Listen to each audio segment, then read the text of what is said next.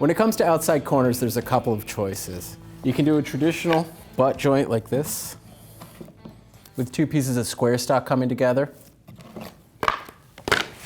A step in the right direction is to use a mitered corner. You're going to want to pay special attention to making sure that this is glued really well and fastened, so as the thermal expansion happens, you don't have any opening of the joint.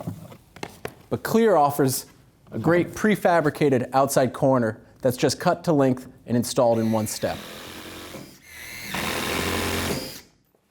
Being that we framed our rakes, fascias, and soffits first, it's good to pay attention to where your corner boards are going to die into your soffit.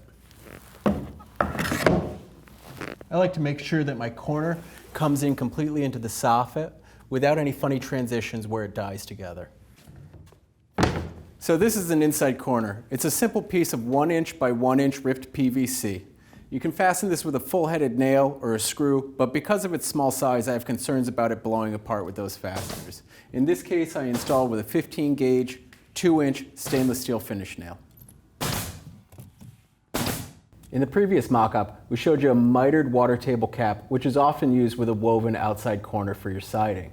So what I have here is a jack mitered outside corner, which self-returns for a clean finish look onto this corner. We have a square cut here, the miter cut, and the small mitered return. I'll often make these in batches on the bench because they're a little tedious and time consuming to make, but I find if I get in a rhythm making a few at a time, I can make good efficiency. I used 15 gauge stainless steel 2 inch nails.